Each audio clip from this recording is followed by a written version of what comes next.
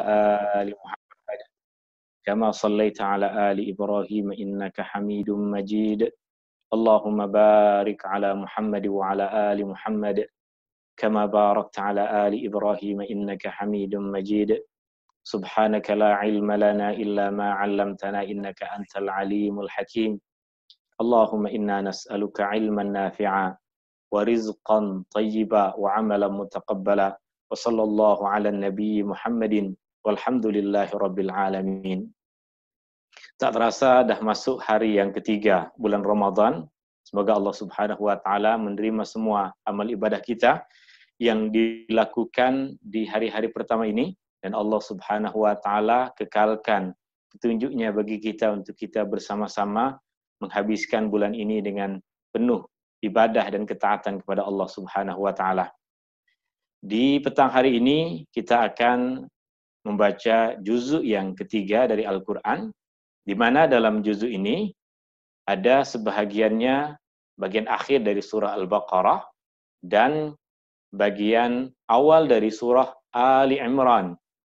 Kita akan khatamkan insyaallah di petang hari ini surah Al-Baqarah. Kita akan tengok ada beberapa pengajaran yang akan kita pelajari dari surah Al-Baqarah ini. Ada 4 tema utama. 4 tema utama dari akhir surah Al-Baqarah yang akan kita bahas di pertemuan kita petang hari ini. So, kita sediakan mushaf Al-Quran. Kita utamakan Al-Quran yang ada terjemahan. Kita sediakan pula nota, alat tulis kita untuk membantu kita menulis apa yang perlu untuk kita ingat. Dalam akhir surah Al-Baqarah ini, kita akan jumpai banyak pengajaran. Tapi untuk kita ingat lagi, Allah Subhanahu wa taala di dalam surah Al-Baqarah ini, Allah tengah melantik kita menjadi khalifah. Dan banyak pengajaran yang Allah Subhanahu wa taala sudah berikan kepada kita di permulaan surah Al-Baqarah, pertengahan surah Al-Baqarah, dan kita akan sambung lagi di akhir surah Al-Baqarah. Perkara pertama yang akan kita jumpai di dalam surah Al-Baqarah, permulaan juzuk ketiga, adalah berkaitan dengan pemantapan keimanan. Orang yang dilantik menjadi khalifah di atas muka bumi ini mesti memiliki iman yang mantap. Maka pada permulaan juzuk yang ketiga,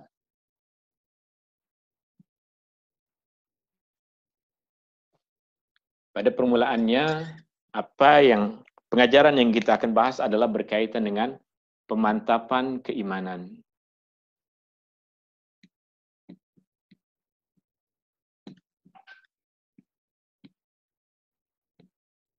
Pemantapan keimanan yang kita akan jumpai pada surah Al-Baqarah ayat 253 sehingga surah Al-Baqarah ayat 260.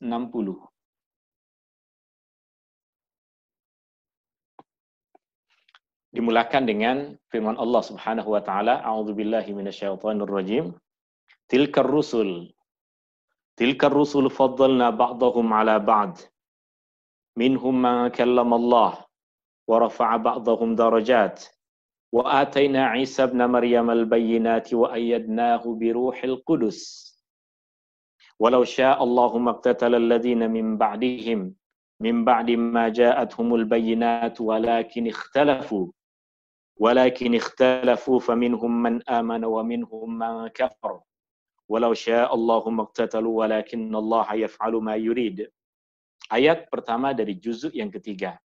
Allah Subhanahu wa taala firmankan, tilkar rusul, mereka itulah para rasul.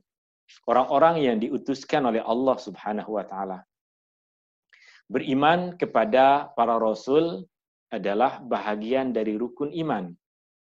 Sesiapa yang tidak beriman kepada rasul yang Allah utuskan, maka dia tidak tergolong di antara orang-orang yang beriman. Berkaitan dengan keimanan kepada para rasul, prinsip asasnya adalah kita yakin, kita percaya, kita beriman bahwa Allah Subhanahu wa taala memilih orang-orang tertentu untuk dijadikan sebagai utusan yang menyampaikan wahyu yang Allah sampaikan kepada mereka untuk umatnya. Setiap nabi dan rasul yang Allah Subhanahu wa taala utuskan memiliki sifat-sifat yang mulia, menjadi contoh tauladan bagi umat manusia. Tetapi nabi dan rasul yang Allah Subhanahu wa taala utuskan dahulu, Allah Subhanahu wa taala utuskan mereka terhad kepada umat dan manusia yang hidup pada periode masa mereka sahaja. Artinya, dalam masa yang kemudian Allah Subhanahu wa taala akan utuskan kepada mereka nabi dan rasul yang lain, sama ada membawa syariat yang baru ataupun mengekalkan syariat yang diajarkan oleh rasul sebelumnya. Tetapi ketika Allah Subhanahu wa taala utus Muhammad sallallahu alaihi wasallam, Allah jadikan syariat yang ada pada Muhammad sallallahu alaihi wasallam sebagai syariat untuk semua umat manusia. Wa ma arsalnaka illa rahmatan lil alamin. Tidaklah aku utus engkau melainkan sebagai rahmat untuk seluruh alam. Maka Rasulullah sallallahu alaihi wasallam memulakan seruan dakwahnya kepada orang-orang dekatnya, ahli keluarganya, jiran tetangganya, bangsanya, masyarakatnya. Kemudian ketika sudah ramai orang yang menyaut seruan dakwah Rasulullah sallallahu alaihi wasallam, mulai Rasulullah sallallahu alaihi wasallam sebarkan dakwah ke Mesir. Mulai Rasulullah sallallahu alaihi wasallam serukan dakwah ke Parsi. Mulai Rasulullah sallallahu alaihi wasallam menyebarkan seruan dakwah ke Yaman, ke Rom dan ke negeri-negeri lain. Rasulullah sallallahu alaihi wasallam pada masanya telah tersebar dakwah Islam ke berbagai negeri yang bukan negeri-negeri Arab. Sebahagian menerima Islam dan sebahagian lagi menolaknya. Tapi ketika kita melihat kembali kepada apa keadaan Rasul-Rasul terdahulu, Allah Subhanahu wa taala utus Nabi Musa seperti yang diceritakan dalam banyak ayat di surah Al-Baqarah kepada Bani Israel. Allah utuskan Nabi Musa kepada Bani Israel. Dan Allah Subhanahu wa taala kekalkan syariat Nabi Musa kepada Bani Israel sehingga masa Nabi Isa. Nabi bertukar. Allah Subhanahu wa taala selepas Nabi Musa, Allah utuskan nabi-nabi yang lain. Tetapi semua nabi yang Allah utuskan di kalangan Bani Israel, mereka berpegangan kepada syariat yang diturunkan oleh Allah Subhanahu wa taala kepada Nabi Musa. Tetapi Bani Israel kemudian wajib beriman kepada semua nabi-nabi, rasul-rasul yang baru yang Allah Subhanahu wa taala utuskan, meskipun syariat yang mereka bawa, yang mereka ajarkan adalah syariat yang dulu Allah Subhanahu wa taala turunkan kepada Nabi Musa. Di dalam ayat yang tengah kita baca ini, ayat 253 surah Al-Baqarah, Allah Subhanahu wa taala sebutkan tentang Nabi Isa. Padahal sebelum ini tiada nama Nabi Isa disebutkan oleh Allah Subhanahu wa taala berkaitan dengan kisah Bani Israel. Kenapa pula sekarang tiba-tiba ada Nabi Isa Allah Subhanahu wa taala sebutkan? Wa ataina Isa ibn Maryam al-bayyinati wa ayyadnahu biruhil qudus. Dan kami berikan kepada Isa, anak kepada Maryam, al-bayyinat, bukti-bukti yang nyata. Wa ayyadnahu, dan kami sokongkan dia, kami kuatkan dia, kami berikan bantuan kepada dia, sokongan untuknya dengan biruhil qudus, dengan roh kudus, yaitu Jibril alaihi salam. Kenapa ada Nabi Isa? Ini semua nanti kita akan pahami ketika kita masuk nanti dalam surah Ali Imran. Seakan-akan di sini Allah Subhanahu wa taala memberikan muqaddimah kepada kita untuk apa yang Allah Subhanahu wa taala akan perincikan nanti di dalam surah Ali Imran, kerana surah Ali Imran secara khusus Allah Subhanahu wa taala turunkan sebagai pengajaran untuk kita berkaitan dengan keluarga Imran. Siapa Imran? Imran adalah ayah kepada Maryam. Siapa Maryam? Maryam adalah ibunda kepada Isa. Maka surah Ali Imran adalah surah yang bercerita tentang keluarga yang mulia ini. Dan sebagai mukadimah, Allah Subhanahu wa taala sebutkan di dalam surah Al-Baqarah ayat 253. Kisah tentang Nabi Isa nanti kita akan pelajari di dalam surah Ali Imran. Kita tegaskan kembali. Bahagian pertama dalam juzuk ketiga adalah berkaitan dengan pemantapan keimanan. Allah tegaskan di sini yang pertama keimanan kepada Rasul dalam pemantapan keimanan. Kenapa tidak keimanan kepada Allah? Sebab keimanan kepada Allah adalah perkara yang sudah banyak dibahas dalam ayat-ayat pertama dalam surah Al-Baqarah, ayat-ayat surah Al-Fatihah. Tapi selepas kita mendengar kisah Nabi Musa, kita mendengar kisah Nabi Ibrahim, kita akan tahu bahwa keimanan kepada Rasul adalah bahagian dari akidah kita. Keimanan kepada Rasul adalah bahagian dari akidah kita yang nanti Allah Subhanahu wa taala akan tegaskan juga di akhir surah Al-Baqarah. Keimanan kepada Rasul. Kita wajib beriman kepada semua Rasul yang Allah Subhanahu wa taala putuskan. Tapi mungkin di antara kita ada yang tidak hafal nama Rasul. Hafal nama benda yang lain. Iman perkara yang lain. Iman yakin dan percaya. Hafal satu perkara yang mudah untuk kita lakukan. Tapi membina keimanan, memantapkan keyakinan, ini perkara yang memerlukan usaha dan azam yang sangat kuat. Untuk hafal nama-nama Nabi, kanak-kanak boleh menghafalnya dengan bernyanyi. Adam, Idris, Nuh, Hud, sehingga Nabi Muhammad, mereka menyanyikan nama-nama Nabi untuk membantu mereka menghafal. Tapi adakah dengan menghafal nama Nabi, kita dikira sebagai orang yang beriman kepada Nabi? Tidak cukup hafal, sebab banyak orang yang tidak beriman tapi hafal nama-nama Nabi. Banyak orang yang tak percaya tapi hafal. Bukan itu tujuan dari kita mengenal dan beriman kepada Nabi. Tapi tujuan kita beriman kepada Nabi adalah tadi, kita yakin dan percaya bahwa Allah Subhanahu wa taala memilih di antara umat manusia orang-orang yang diutus untuk menyampaikan wahyu Allah kepada umat manusia. Mulai dari Adam sehingga Muhammad sallallahu alaihi wasallam. Jika kita jumpa nama Nabi di dalam Al-Quran, kita wajib percaya, kita wajib beriman. Jika kita jumpa nama-nama Nabi disebutkan oleh Rasulullah sallallahu alaihi wasallam, maka kita wajib percaya dengan Nabi itu.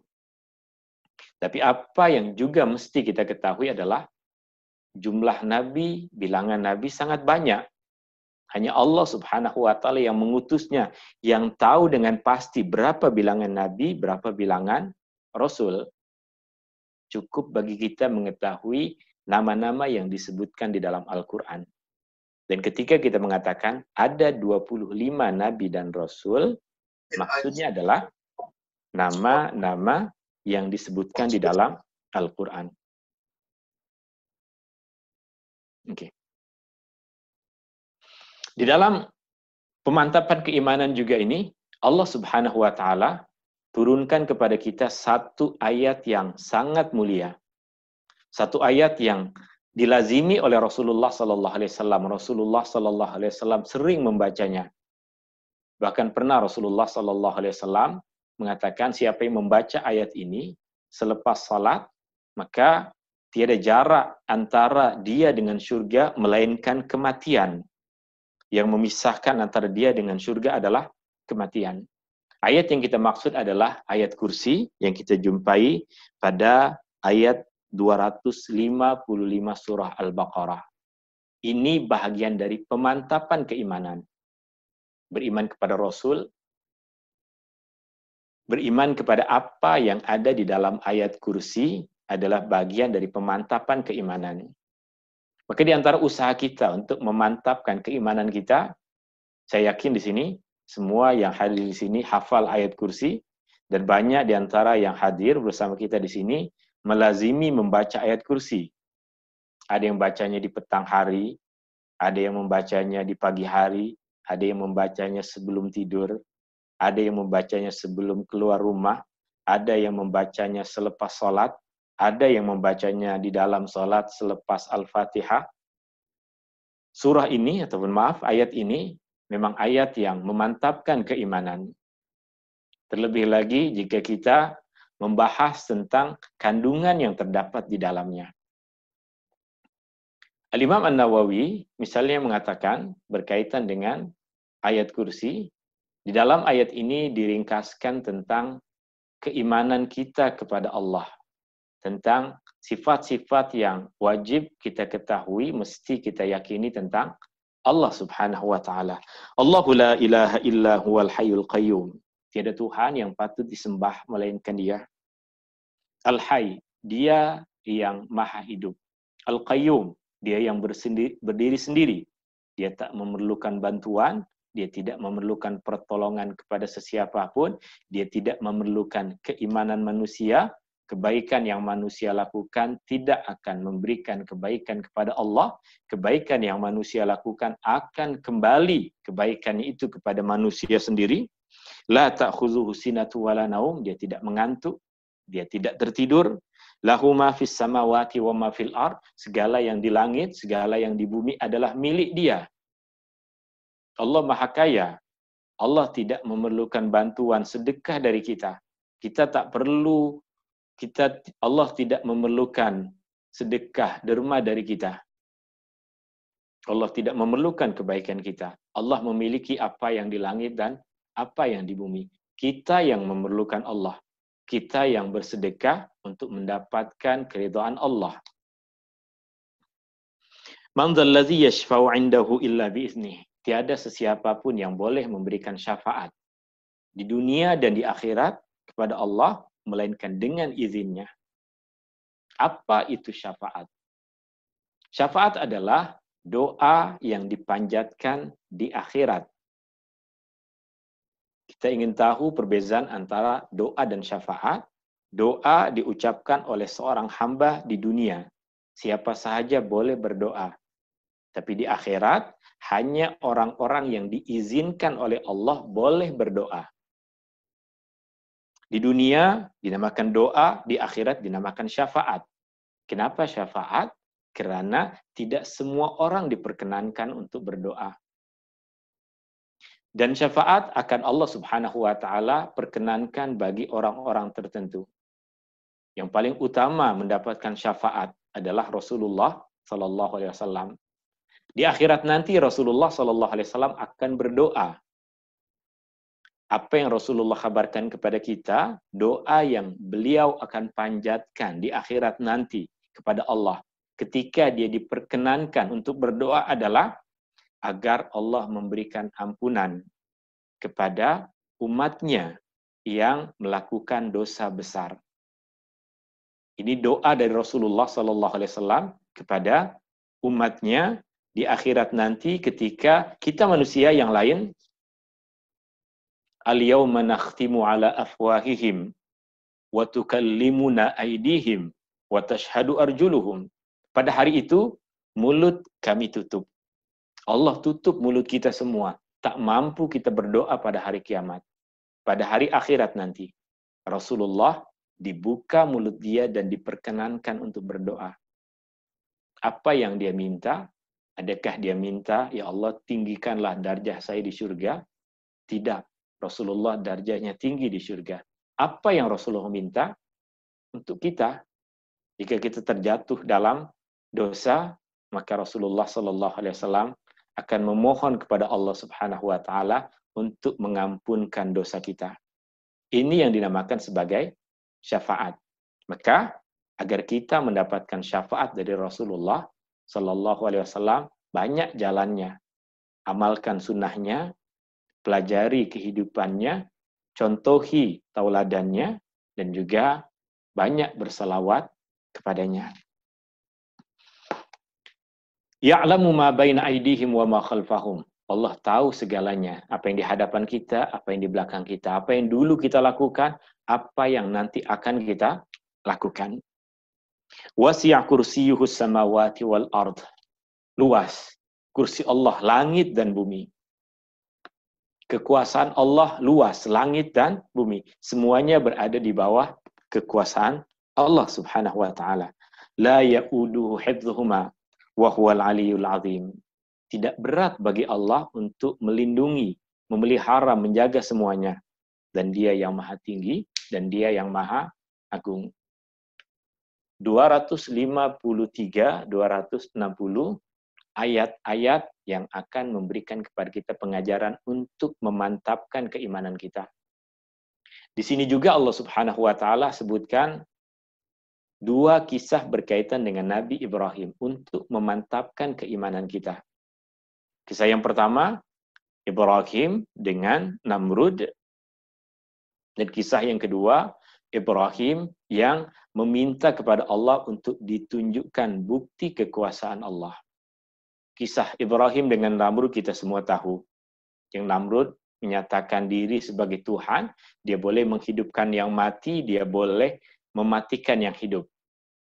Tapi apa hakikatnya yang dia lakukan? Dia mematikan yang hidup, artinya dia membunuh orang yang hidup. Dia menghidupkan orang yang mati, dalam kefahaman dia, orang yang sudah dijatuhkan hukuman mati, dia maafkan sehingga berkekalan hidup. Itu maksud menghidupkan dan mematikan menurut Namrud. Maka Ibrahim mencabar dengan sedikit ujian. Kalau Tuhan ada kuasa, terbitkan matahari dari barat. Maka terdiam dia, tak boleh memberikan jawaban karena apa yang diberikan hanyalah bentuk kesombongan dari seorang manusia. Ini juga pemantapan keimanan bagi kita bahwa manusia sebesar apapun kuasa yang dia miliki, ketika dia mencabar Tuhan, ketika dia mencabar Allah Subhanahu wa taala, yang nampak pada dirinya hanyalah kesombongan. Hakikatnya dia tetap seorang hamba yang lemah. Dan kisah yang kedua, kisah Nabi Ibrahim di dalam ayat-ayat pemantapan keimanan kita ini adalah satu kisah yang kita jumpai di dalam ayat 260. Wa idh qala Ibrahim rabbi arini kaifa tuhyil mauta. Ayat 260. Wa idh qala Ibrahim rabbi arini kaifa tuhyil mauta. Dan ingatlah ketika Ibrahim berkata kepada Allah, wahai Tuhanku, perlihatkan kepadaku bagaimana engkau menghidupkan orang yang mati. Perlihatkan kepadaku bagaimana engkau menghidupkan orang yang mati. Maka Allah bertanya kepada Ibrahim, awalam tu'min, tidakkah engkau beriman? Ibrahim menjawab, bala, betul. Keimanan ada dalam diriku. Walakin liyatma'inna qalbi, tetapi agar hatiku lebih tenang. Maka Ibrahim diperintahkan oleh Allah Subhanahu wa taala untuk mengambil 4 ekor burung. Untuk mengambil 4 ekor burung. Fakhudh arba'atan minat thair fasurhunna ilaik summa ij'al ala kulli jabalin minhunna juz'a thumma ad'uhunna ya'tinaka sa'ya. Ambil 4 ekor burung. Dalam sebagian riwayat dikatakan 4 burung ini disembelih oleh Ibrahim dan dipotong-potong, diletak di 4 bukit yang jauh berbeza. Kemudian Allah perintahkan Ibrahim untuk memanggil burung itu, dan burung itu hidup kemudian terbang datang kepada Ibrahim.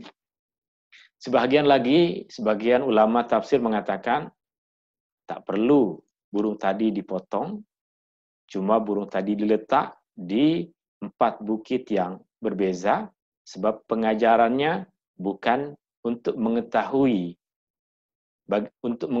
Allah mampu ataupun tidak menghidupkan yang mati, tapi bagaimana Allah menghidupkan yang mati. Artinya ketika Ibrahim memanggil burung tadi, burung yang tidak mati, burung yang hidup, dan burung tersebut terbang datang ke arah Ibrahim, sudah cukup pengajaran bagi Ibrahim untuk mengetahui bahwa mudah bagi Allah untuk melakukan apa saja hanya dengan mengatakan jadi, maka jadilah. Seperti Ibrahim mengatakan kepada burung itu datang, maka burung itu datang, terbang.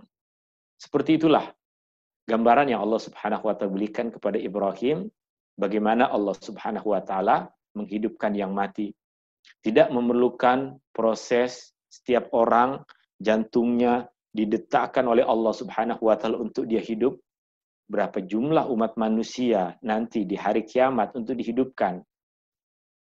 Maka cukup bagi Allah untuk mengatakan hiduplah, maka semua akan hidup. Ini bagian dari pemantapan keimanan kepada kita. Innama amruhu idza arada syai'an ayyaqula lahu kun fayakun. Urusan Allah, perintah Allah, kehendak Allah. Jika dia menghendaki sesuatu, bagaikan kita mengucapkan jadi, maka benda itu akan terjadi. Ini pengajaran yang pertama di dalam juzuk ketiga bagian akhir surah Al-Baqarah tentang pemantapan keimanan. Bahagian yang kedua di dalam juzuk yang ketiga ini berkaitan dengan infak di jalan Allah, bersedekah sebagai bukti keimanan.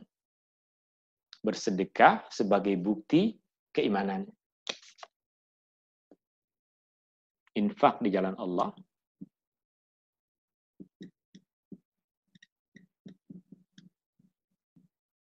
atau sedekah sebagai bukti keimanan.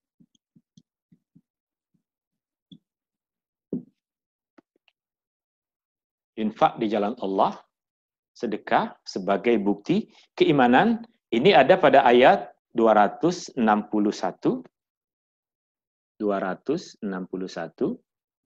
sehingga ayat 274. 261 sehingga ayat 274, infak di jalan Allah, sedekah sebagai bukti keimanan. Ya. Kita boleh tengok di sini perkataan sedekah. Kita tulis dalam bahasa Arab.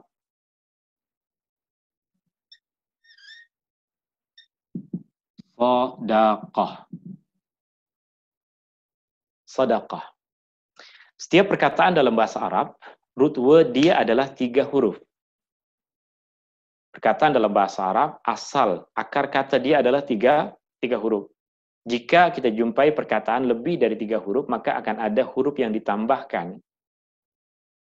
Kita ada perkataan sadaqah, mesti di antara kita dah tahu, mana satu di antara 4 huruf ini yang merupakan huruf tambahan. Kita semua tahu yang tambahan adalah huruf tak marbutah. So, asal dia sadaqah. Apa makna sadaqah? Benar. Benar. Dari mana kita tahu sadaqah? Benar. Hari-hari cakap sadaqallahul azim, sadaqallah. Allah benar. Maka kita akan tahu bahwa sadaqah adalah bukti kebenaran. Kebenaran apa? Kebenaran iman kita, kebenaran keyakinan kita, kebenaran tawakal kita, kebenaran cinta kita. Sadaqah sebagai kebenaran. Sadaqah. Infak di jalan Allah atau sedekah sebagai bukti keimanan. Ya. Kita semua tahu ada sedekah yang wajib, ada sedekah yang tidak wajib. Ada sedekah yang wajib, ada sedekah yang tidak wajib. Yang wajib, wajib ditunaikan. Jika kita tidak tunaikan, maka kita dikira berdosa. Ada sedekah yang wajib, ada sedekah yang tidak wajib.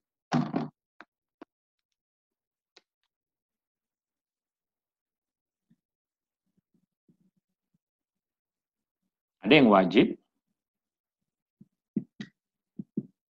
ada yang tidak.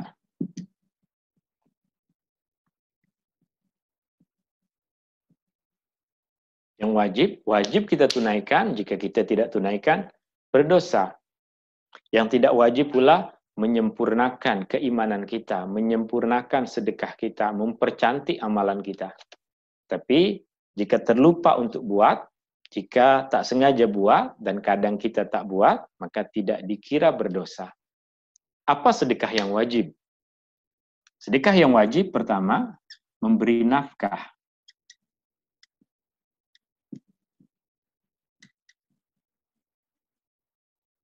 Memberi nafkah untuk siapa? Memberi nafkah untuk diri sendiri dan orang-orang yang berada di bawah tanggungan kita. Sekali lagi, memberi nafkah. Sedekah yang wajib yang pertama adalah memberi nafkah untuk diri sendiri dan orang-orang yang berada di bawah tanggungan kita. Pada perkara-perkara yang asas, memberikan tempat tinggal, makan, minum, pakaian, kesehatan, keselamatan, pendidikan, wajib. Maka, jika seseorang kedekut untuk dirinya sendiri pada perkara asas tadi, dia dikira meninggalkan benda yang wajib. Ada duit, tapi dia tidak ingin beli rumah, dia duduk di bawah pokok, kena panas, kena hujan, sakit. Ada benda wajib yang dia tak tunaikan.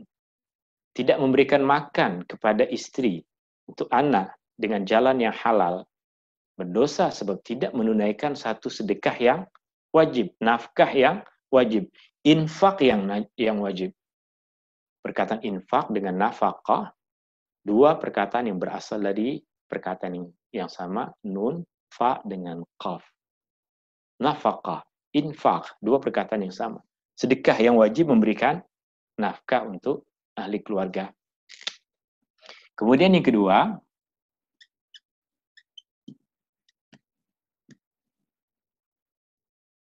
zakat.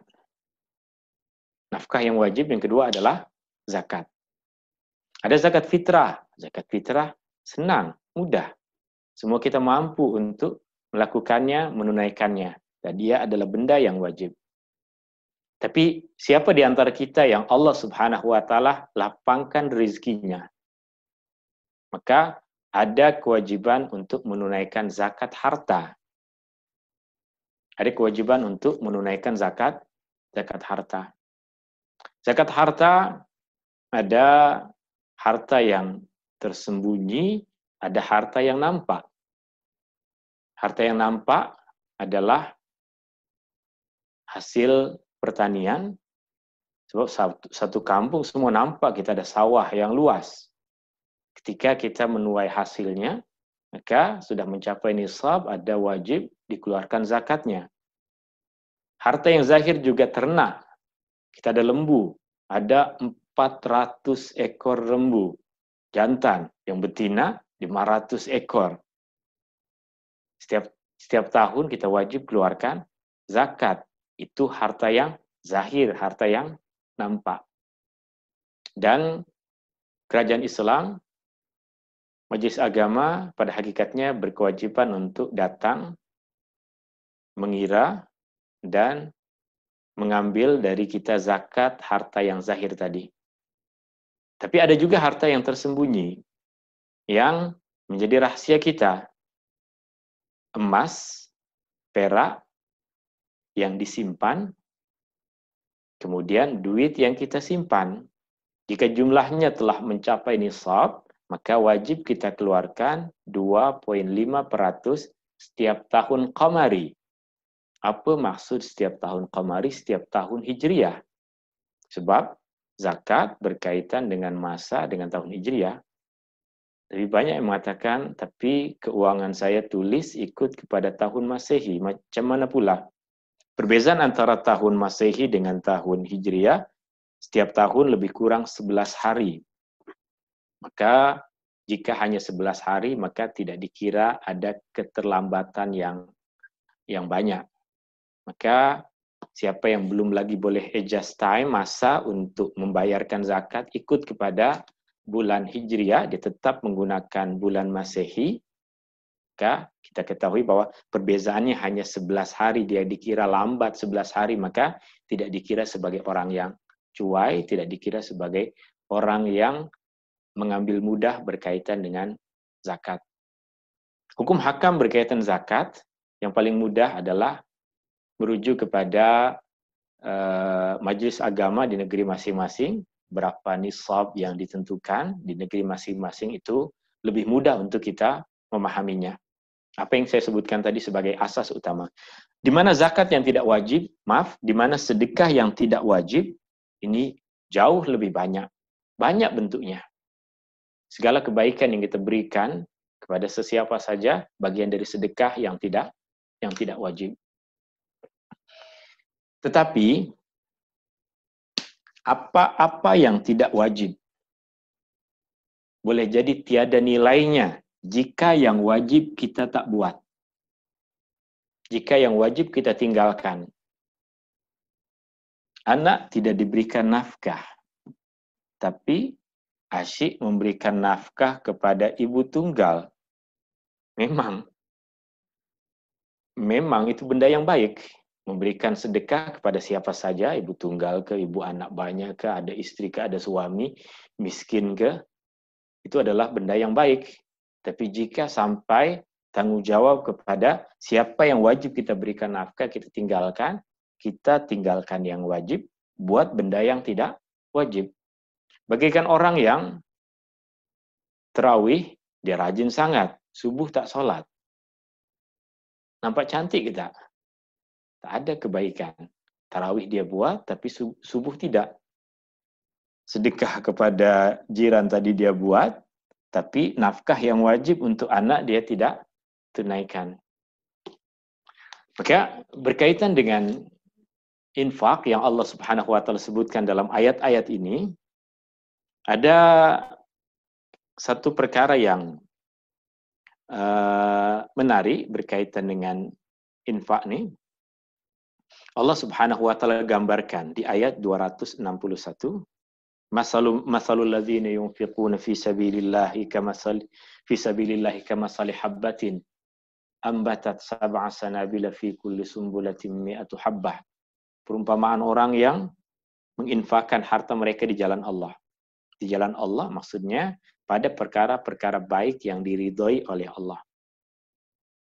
Seperti satu benih yang menumbuhkan 7 cabang, pada setiap cabang tersebut ada tumbuh. Seperti satu benih yang menumbuhkan 7 cabang, yang pada setiap cabang ada tumbuh 100 benih yang lain. 1 menjadi 700. 1 menjadi 700. Itu gambaran yang Allah Subhanahu wa taala berikan tentang balasan ke atas orang yang infak. Itu jika kita bayangkan pada infak yang tidak wajib. Bagaimana pula dengan yang wajib? Sebab kita semua tahu, pahala ke atas benda yang wajib sentiasa lebih tinggi dibandingkan dengan pahala ke atas benda yang tak wajib. Maka ketika Rasulullah mengkabarkan kepada kita bahwa 2 rakaat sebelum sholat subuh, kebaikannya lebih dari dunia dan segala isinya, kita akan tahu pahala sholat subuh lebih besar dari itu. Maka jika Allah sebutkan di sini, pahala infak di jalan Allah, 1 jadi 700, maka betapa besar pahala orang yang menunaikan zakat. Meskipun yang dia tunaikan 2,5% saja, sangat sedikit. Betapa besar pahala orang yang sayang dengan ahli keluarga, memberikan nafkah yang halal kepada ahli keluarganya. Ini pengajaran yang kedua dari juzuk ketiga, infak di jalan Allah, sedekah sebagai bukti keimanan. Tetapi ingat, ketika kita menginfakkan, memberikan bantuan kepada orang lain, Allah berikan nasihat agar kita menjauhkan diri dari 3 perkara. Jika kita terjatuh pada 3 perkara ini, maka rusak sedekah kita. Rusak bantuan yang kita berikan kepada orang lain. 3 perkara yang merusak pahala sedekah disebutkan di dalam ayat-ayat yang tengah kita baca ini. Apa 3 perkara yang merusak sedekah? Ini boleh kita tulis. Nanti lepas kita tulis baru kita bacakan ayatnya. 3 perkara yang merusak sedekah.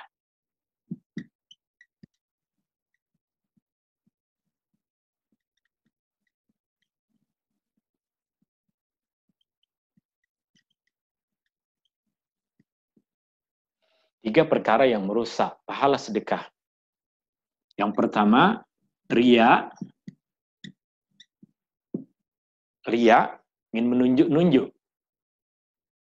Tidak ikhlas kepada Allah. Maka, jika bantuan itu dari diri kita kepada orang lain, maka cukup yang tahu 3 sahaja.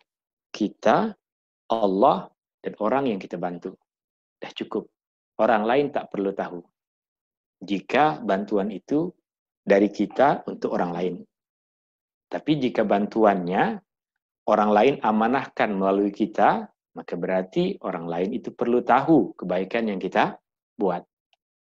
So, jika saya ada NGO, kemudian saya himpunkan duit orang lain untuk saya berikan bantuan, maka boleh saya tunjuk-tunjuk. Bukan untuk diri saya, sebab itu bukan duit saya. Saya tunjukkan bahwa betul amanah yang mereka sampaikan kepada saya tunaikan hanya sebagai bukti. Sayanya hanya sebagai perantara. Saya bagaikan seorang penghantar surat yang menyampaikan surat, tidak lain dari itu. Duit mereka, kebaikan orang lain. Tapi jika kebaikan tersebut, sedekah tersebut, antara saya dengan orang yang saya bantu, maka cukup 3 sahaja yang tahu. Saya, Allah, dan dia. Saya, Allah, dan orang yang saya bantu. Terkadang orang yang saya bantu pun tak perlu tahu. Saya senyap-senyap, berikan bantuan kepada dia. Dia tak tahu, cukup Allah dan saya yang tahu.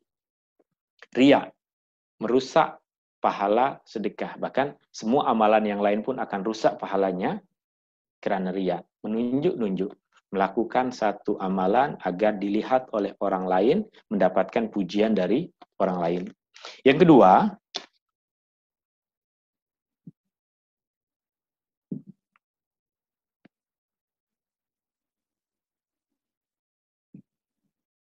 mengungkit.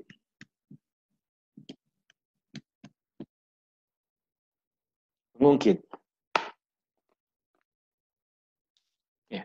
Bantuan yang kita berikan kepada seseorang. Kemudian tiba masanya kita mengungkit. Awal hari itu kan yang saya bantu. Ya.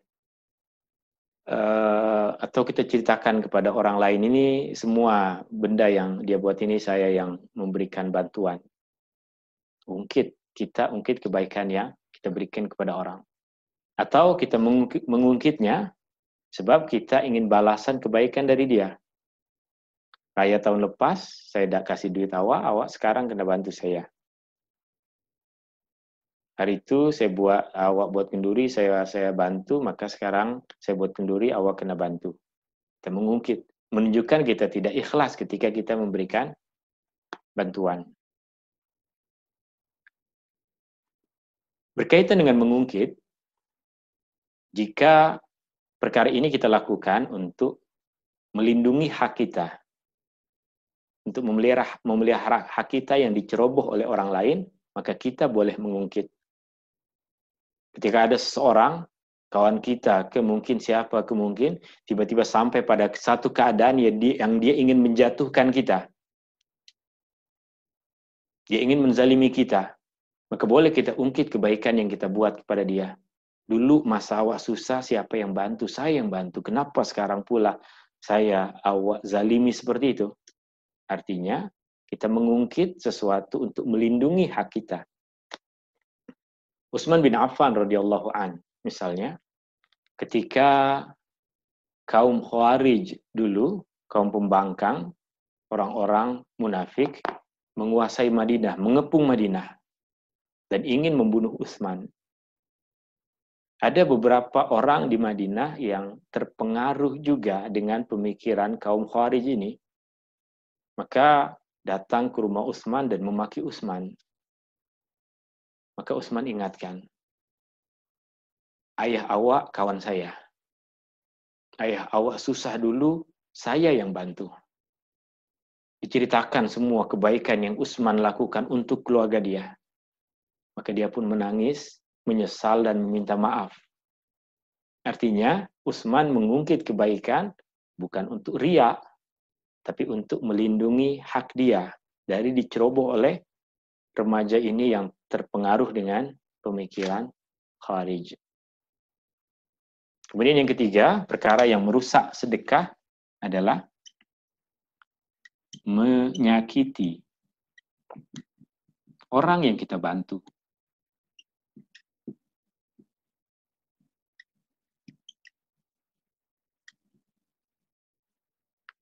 Sama ada menyakiti fisikal dia, tubuh badan dia, terpukul ke apa itu menyakiti.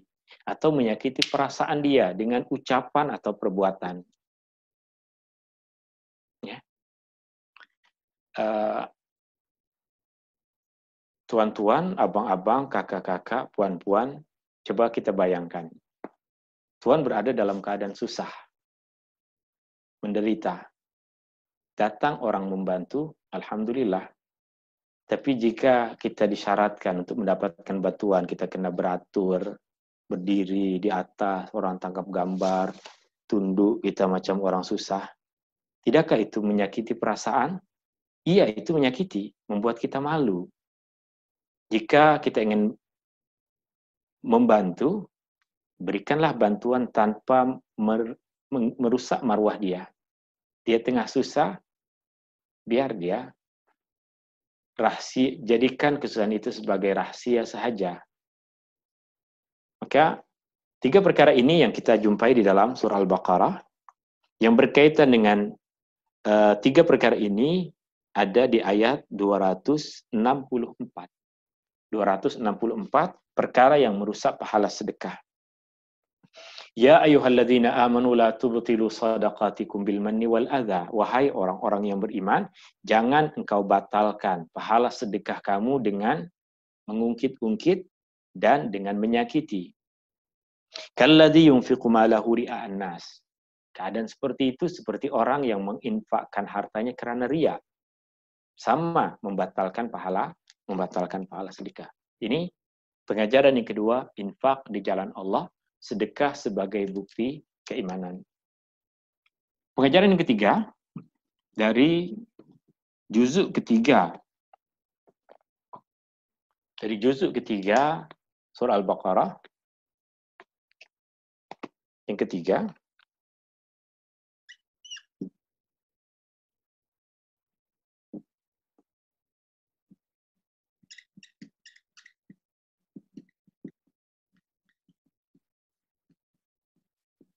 jauhkan diri dari riba. Jauhkan diri dari riba, ini boleh kita jumpai mulai dari ayat 275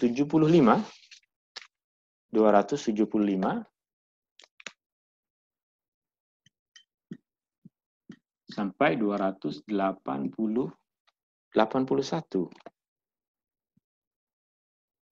Jauhkan diri dari riba. Ayat 275, 281. Masyarakat Arab dulu banyak mengamalkan riba. Mereka memberikan pinjaman untuk tempo masa 1 tahun, 2 tahun. Jika orang yang mereka berikan pinjaman tidak mampu untuk membayar pada tahun yang mereka janjikan, maka mereka akan diberikan tempo masa lagi 1 tahun dan ditambahkan jumlah hutang. Sebelumnya 100 dinar bertukar menjadi 150 atau 200 dinar, tapi tempo masanya jadi lebih panjang. Logiknya adalah, jika 100 dinar ini saya gunakan untuk berniaga, berbisnis, maka dalam tempo masa 1 tahun, 2 tahun, dia akan bertukar menjadi 500, jadi 600, jadi 1000 dinar. Berlipat kali ganda keuntungan yang saya dapatkan dari perniagaan. Ketika duit saya dipinjam oleh kawan, maka duit saya mati, tidak bergerak. Maka saya pun ingin dapat keuntungan dengan cara riba. Ketika Rasulullah SAW sampai ke Mekah, kembali menguasai kota Mekah, Rasulullah SAW mengisytiharkan perkara ini. Allah telah mengharamkan riba. Dan semua ahli keluargaku yang dulu pada masa jahiliyah mengamalkan riba, dan masih ada orang tanggungan hutang kepada ahli keluarga Rasulullah, maka semuanya sudah dibatalkan. Bapak saudara kepada Rasulullah SAW, Al-Abbas dulu, Al-Fadl, juga ada meminjamkan duit dan menggunakan riba. Tapi Rasulullah kemudian mengatakan, semua yang dulu pinjam duit kepada ahli keluargaku, Al-Abbas misalnya, Al-Fadl misalnya, semua saya batalkan. Riba tersebut telah aku batalkan. Semua meminjam dia. Bagaimana dengan mudah kita boleh membezakan antara riba dengan bukan riba? Antara riba dengan bukan riba. Untuk kita membezakan antara riba dengan bukan riba, sila perhatikan satu contoh ini. Saya tak ada duit. Saya ingin membeli satu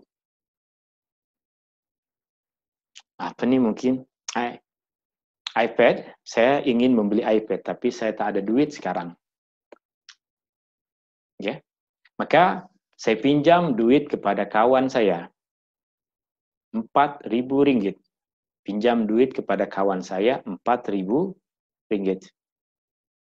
Kemudian kawan saya mengatakan kepada saya akan berikan 4.000 ringgit. Awak boleh bayar kepada saya sedikit demi sedikit setiap bulan 200 ringgit, sehingga tempoh masa tertentu yang jika kita kira apa yang patut saya bayar adalah 6.000 ringgit. Maka tambahan dari 4.000 tadi yang 2.000 itu dikira sebagai riba. Dikira sebagai riba. Kenapa? Saya pinjam duit 4.000. Saya diminta untuk memulangkannya 6.000. 2.000 yang lebih itu adalah riba, haram ke atas kawan saya itu. Dia telah mengambil riba. Bagaimana pula yang bentuknya tidak riba? Saya yang memerlukan iPad ini, saya ceritakan kepada kawan saya berkaitan dengan keinginan saya untuk membeli. Kawan saya pandai. Dikatakan, awak beli saja dari saya. Awak beli dari saya. Awak boleh bayar hutang sedikit demi sedikit. Berapa harganya? Saya kata, dia kata 6.000. Sebab awak tak bayar cash, awak bayar 6.000. Oke, saya setuju. Saya bersetuju untuk membeli dengan harga 6.000. Saya tak pinjam duit dari dia. Saya membeli barang dengan harga 6.000. Hak orang untuk menjual harga berapa saja, dan jika ada persetujuan antara penjual dengan pembeli, harganya lebih mahal dibandingkan dengan di loyat ke, tak jadi isu. Persetujuan antara penjual dan pembeli berapa harganya, silahkan. Jika tiada penipuan, jika tiada kezaliman, bersetuju, antaradin minkum, sama-sama ridha, jalan.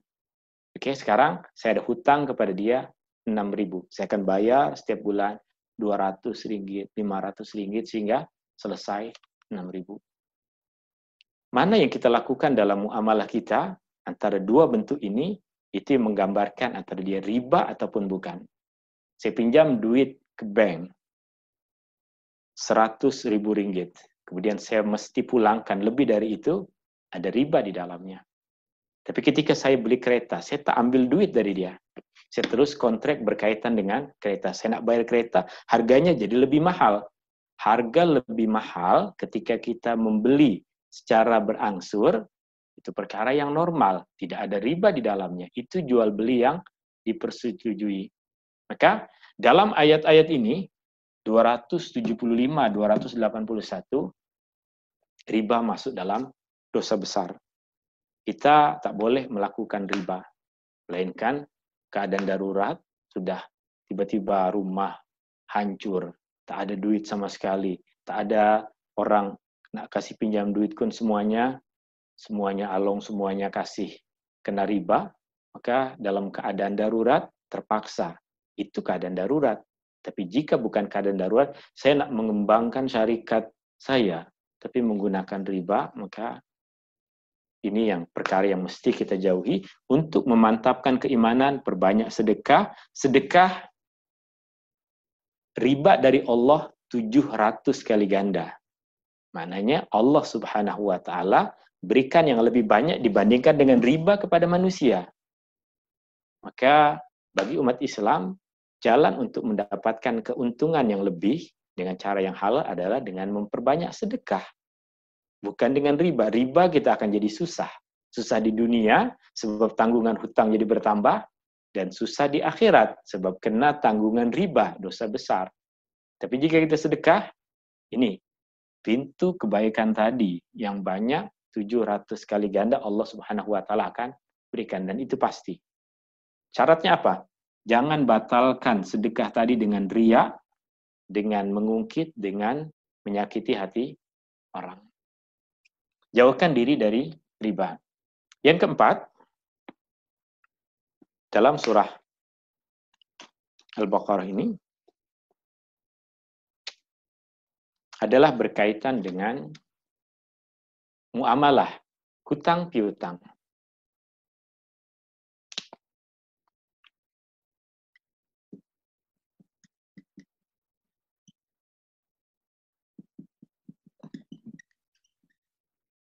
Ini kita jumpai pada ayat, hanya ada 2 ayat. 282 hingga 283.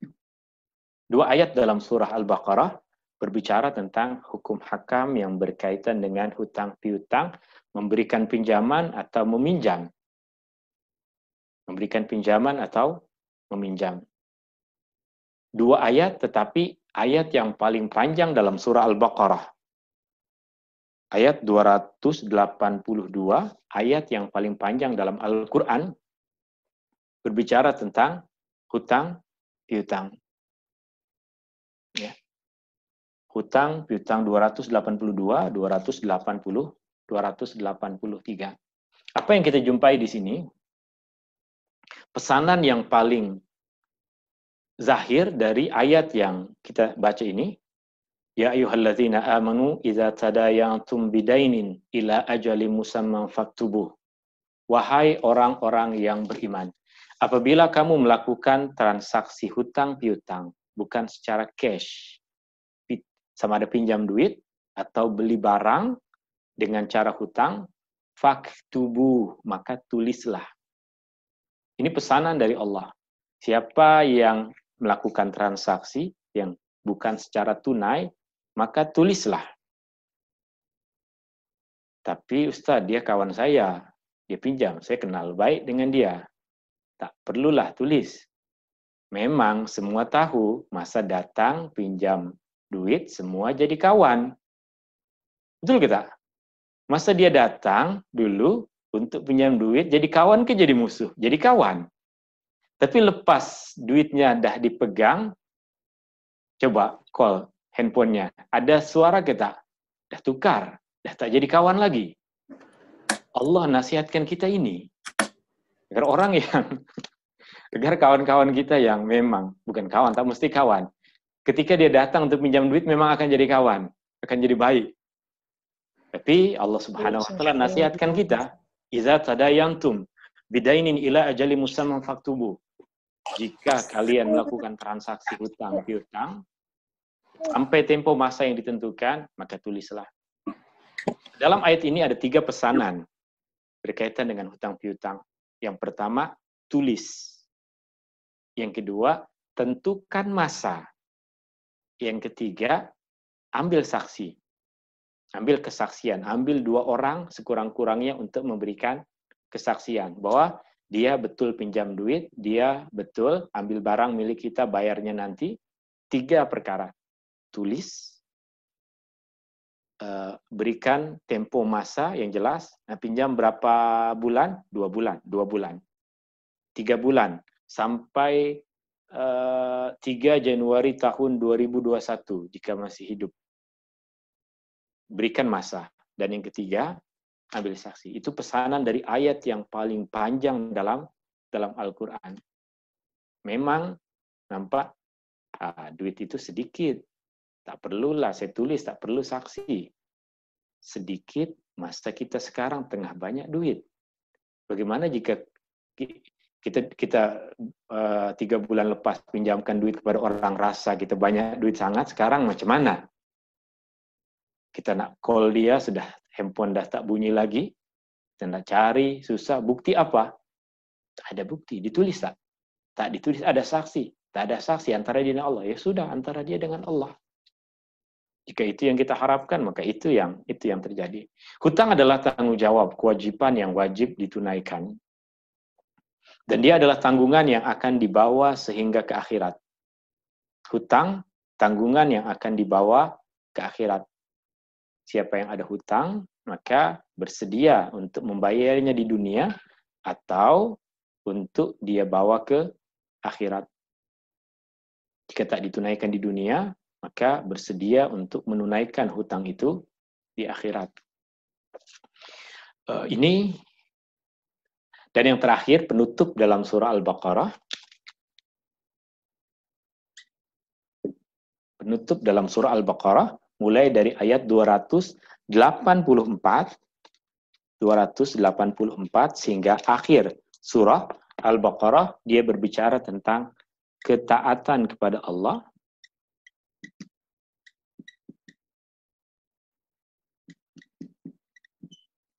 dan berserah diri. Ketaatan dan berserah diri kepada Allah, 284 sehingga akhir surah. 284 sehingga 286. Ya. Untuk maklumat tuan-tuan, puan-puan, kakak-kakak, abang-abang yang ada di sana, saya menggunakan kamera di sini, kemudian laptop saya ada di sana, sehingga jika ada yang menulis soalan atau apa melalui chat, saya kurang nampak, ya. So artinya jika ada soalan nanti boleh ditanya pada masanya, atau nanti baru saya akan tengok apa yang tertulis di sana. Sekali lagi, ini kamera, kemudian laptop saya ada, saya letakkan di sana. Jadi saya tidak nampak ada tulisan apa di laptop saya itu. Terima kasih. So, ini dengan demikian berakhirlah surah Al-Baqarah. Di akhir surah Al-Baqarah ini Allah Subhanahu wa taala sebutkan perkara-perkara akhir yang memantapkan keimanan kita, yaitu ketaatan kepada Allah. Ininya diungkapkan dengan ucapan kita, sami'na wa ata'na. Wa qalu sami'na wa ata'na. Dengar dan kami taat. Apa saja yang Allah suruh kita dengar, kita taat. Tapi kadang kita tak mampu buat. Dengar dan taat. Itu saja. Tiada yang lain. Jika kita mampu, lakukan. Tak mampu, tunggu dulu. Tapi apa yang mesti kita ucapkan, kita dengar dan kita taat. Tidak ada tapi bagi Allah. Tidak ada tapi antara kita dengan Allah. Yang ada hanya sami'na wa ata'na. Kita dengar dan kita taat. Allah suruh kita untuk buat haji. Belum mampu saya untuk buat. Sami'na wa ata'na. Kita dengar dan kita taat. Itu saja. Kemudian kita tak mampu, la yukallifullahu nafsan illa wus'aha. Allah tidak akan memberikan bebanan, tanggungan kepada sesiapapun selain dengan apa yang bersesuaian dengan kemampuannya. Maka berserah diri dalam ayat ini ya diungkapkan dengan doa. Rabbana la tu'akhizna in nasina aw akhtana. Jangan hukum kami jika kami bersalah, jika kami lupa. Rabbana wala tuhammilna ma la taqata lana bi. Jangan bebankan apa yang kami tidak mampu. Wa'fu anna, maafkan kami. Waghfir lana, ampunilah kami. Warhamna, rahmatilah kami. Sayangilah kami, kasihanilah kami. Anta maulana, engkau adalah penolong kami. Tempat kami berserah, tempat kami bersandar. Fansurna 'alal qaumil kafirin, dan tolonglah kami ke atas orang-orang yang ingkar. Ini akhir dari surah Al-Baqarah, di mana pengajaran dari juzuk ketiga berkaitan dengan surah Al-Baqarah. Selepas lagi nanti kita akan sedikit bahas berkaitan dengan surah Ali Imran. Yang pertama, pemantapan keimanan, infak di jalan Allah, jauhkan diri dari riba, kemudian hukum hakam yang berkaitan dengan hutang piutang, dan yang terakhir ketaatan kepada Allah dan berserah diri kepada Allah. Wallahu taala a'la wa a'lam. Masih ada lagi juzuk yang ketiga, bahagian pertama dari surah Ali Imran ayat 1 sehingga, tengok di sini, ayat 1 sehingga ayat 92. 1 sehingga ayat 92. Di mana dari ayat 1 sehingga ayat 92 ini ada pengajaran utamanya bagi kita. Saya akan padam ini. Sesiapa yang tak sempat tulis apa yang kita tulis di sini, so saya dengar admin ada rekod video ini, boleh minta kepada admin untuk tanya nanti video ini boleh ditengok balik di mana, insyaallah. Saya akan padam ini.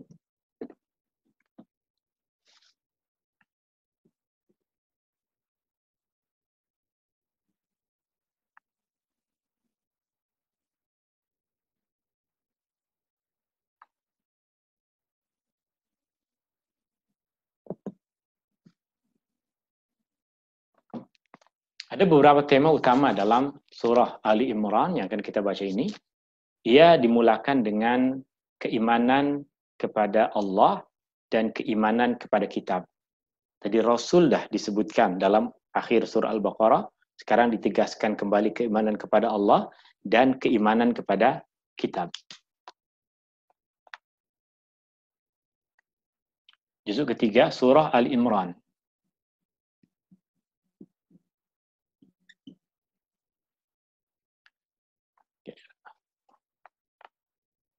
Untuk maklumat bagi kita, dia bukan surah Al-Imran, tapi surah Ali Imran.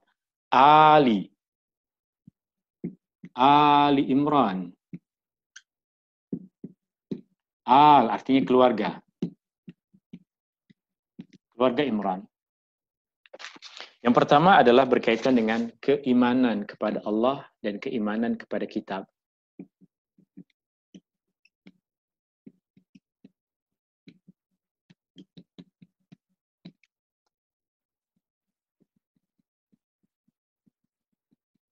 Dan kitab-kitab yang Allah turunkan.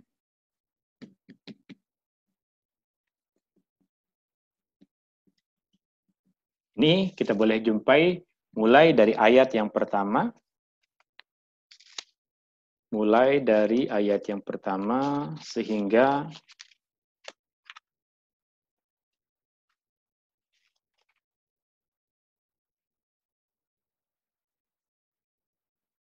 ayat yang ke-11. 1 hingga 11. Bicara tentang keimanan kepada Allah dan kitab-kitab yang Allah turunkan. Banyak kitab-kitab yang Allah turunkan, tapi yang kita ketahui namanya ada 4. Allah turunkan Al-Quran kepada Muhammad. Sebelum Al-Quran, Allah telah turunkan Injil kepada Nabi Isa.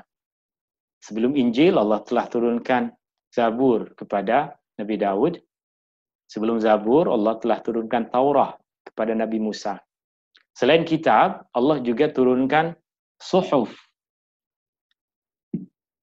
Suhuf. Banyak suhuf. Apa maksud suhuf? Suhuf adalah lembaran-lembaran yang Allah turunkan kepada sebagian Rasul. Ada suhuf yang Allah turunkan kepada Nabi Musa, maka Nabi Musa ada Taurah, juga ada suhuf. Ada suhuf yang Allah turunkan kepada Nabi Ibrahim. Bagaimana kita boleh tahu? Kita baca surah Al-A'la, Sabbihisma rabbikal a'la, di akhir surah Al-A'la, inna hadza lafi suhufil ula, suhufi Ibrahim wa Musa. Suhuf Ibrahim dan Musa. Ada kitab dan ada suhuf. Kitab ada 4, suhuf ada banyak. Ada yang kata 100 ke? Saya tak tahu dengan pasti ada berapa suhuf. Tidak disebutkan bilangan suhuf di dalam Al-Quran. Keimanan kepada Allah dan kitab-kitab yang Allah turunkan. Apa cara kita beriman kepada kitab-kitab? Kita beriman bahwa Allah telah menurunkan kepada sebahagian Rasul kitab-kitab suci sebagai pedoman untuk dia dan umatnya. Semua kitab-kitab suci terdahulu telah hilang bentuk yang asalnya. Yang ada sekarang adalah apa yang telah ditulis balik oleh manusia yang pada sebahagiannya sudah tidak bersesuaian dengan bentuk yang asalnya. Apa buktinya? Sebab itu sendiri yang diperkatakan oleh mereka bahwa kitab suci ini ditulis oleh orang-orang tertentu yang namanya mereka sebutkan John ke Luke, siapa nama-nama orang yang menulis kitab suci Nabi Isa. Berarti mereka pun mengakuinya bahwa kitab suci itu bukan kitab asal yang dulu diturunkan kepada Nabi Isa. Tapi Allah pelihara Al-Quran. Allah pelihara Al-Quran, umat Islam dah banyak yang hafal Al-Quran sejak masa Rasulullah sampai masa kita. Saya yakin di antara ahli keluarga yang mendengar sini ada yang hafal Al-Quran, masih kanak-kanak. Tengok, Al-Quran dihafal, setiap huruf dia tahu. Sedangkan kitab suci yang terdahulu tidak dihafal oleh pengikut mereka, sehingga ketika hilang, maka susah untuk mencari lagi yang baru. Kemudian selanjutnya, mulai dari ayat yang ke-12,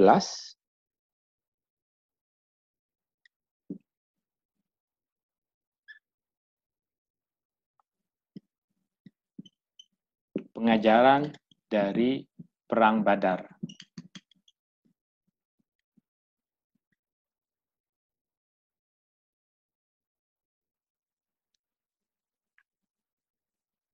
Pengajaran dari Perang Badar, ayat 12 dan ayat 13.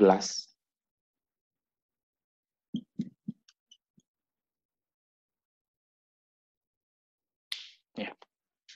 Perang Badar, nanti Anda mungkin satu ketika ada dalam juzuk-juzuk yang lain perincian tentang Perang Badar, kita akan bahas di sana.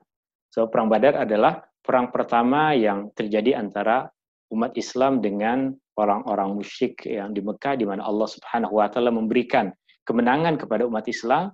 Perangan ini terjadi 2 tahun selepas Rasulullah SAW hijrah ke Madinah. Kemudian perkara yang ketiga dalam surah Ali Imran, mulai dari ayat 14,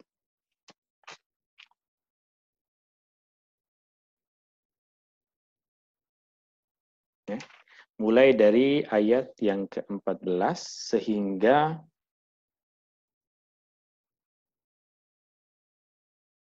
ayat 18, berbicara tentang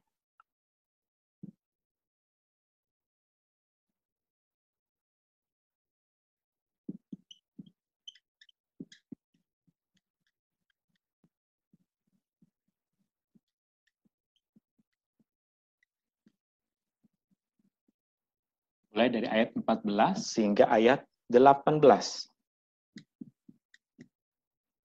Dunia dan kesenangannya hanya sementara.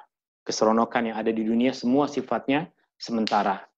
Tapi meskipun ia sementara, Allah tidak larang kita untuk mengambil kesenangan dunia. Bahkan dalam ayat yang ke-14, Allah sebutkan di sini, Zuyyina linnas hubbus syahawat. Hawa nafsu Allah jadikan perhiasan bagi manusia. Maka kita seronok melihat benda yang indah. Kita seronok tengok rumah yang cantik. Kita seronok tengok makanan yang sedap. Itu adalah syahwat manusia dan itu menjadi keindahan bagi manusia. Tidak salah kita untuk memiliki semua itu. Tapi jalannya kita dapatkan ia dengan jalan yang halal. Itu saja. Jika kita dapatkan ia dengan cara yang halal, kita memiliki rumah yang terbuat dari intan, permata, tak ada kesalahan dalam agama. Zakat kita tunaikan, apa yang wajib kita tunaikan. Kekayaan adalah kurnia dari Allah Subhanahu wa Ta'ala. Kemudian mulai dari ayat 19 sehingga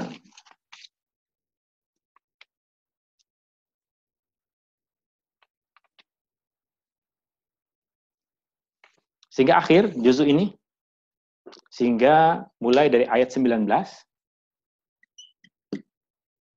ini pengajaran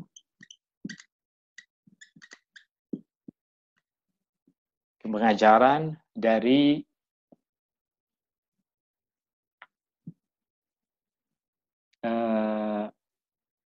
ahlul kitab,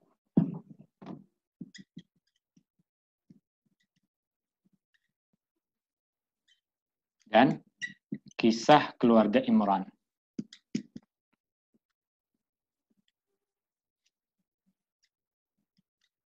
Mulai dari ayat 19 sehingga akhir juzuk ketiga, ayat juzuk ketiga 91. Pengajaran dari ahlul kitab dan kisah keluarga Imran. Di antara yang kita boleh jumpai di dalam ayat-ayat ini adalah kisah yang Allah Subhanahu wa Ta'ala ceritakan tentang Maryam. Maryam dididik oleh Zakaria, seorang nabi, sehingga tumbuh besar menjadi seorang perempuan yang salehah. Ayah dia Imran, juga seorang ahli ibadah, juga seorang ulama, juga seorang yang dikenal saleh di kalangan Bani Israel. Ibunda kepada Maryam ketika mengandung pernah bernazar, ya Allah, jika anak aku lahir, aku akan suruh dia menjadi orang yang mengimarahkan rumah Allah, rumah ibadah. Tapi ternyata yang terlahir adalah perempuan dan diberikan nama Maryam. Maka dia mengadu kepada Allah, ya Allah, bagaimana yang saya lahirkan adalah seorang perempuan. Mungkin dia tak mampu untuk mengimarahkan rumah Allah. Tapi lelaki dan perempuan semua adalah hamba Allah. Maryam boleh melakukan apa yang kaum lelaki lakukan, mengimarahkan rumah Allah. Maka buat amal kebaikan untuk agama bukan saja lelaki, tapi juga perempuan. Allah Subhanahu wa Ta'ala tidak akan tengok jantina berkaitan dengan amal kebaikan yang dilakukan. Berkaitan dengan tanggung jawab, ada tanggung jawab yang berbeza, tapi berkaitan dengan kebaikan, semua boleh dilakukan oleh sesiapa saja. Fastabiqul khairat, berlumba-lumbalah untuk melakukan kebaikan. Juga di antara perkara yang kita boleh baca di dalam pengajaran-pengajaran ini adalah berkaitan dengan sekumpulan orang Kristen yang pada masa Rasulullah SAW, mereka berasal dari satu kampung di dekat Yaman yang bernama Najran.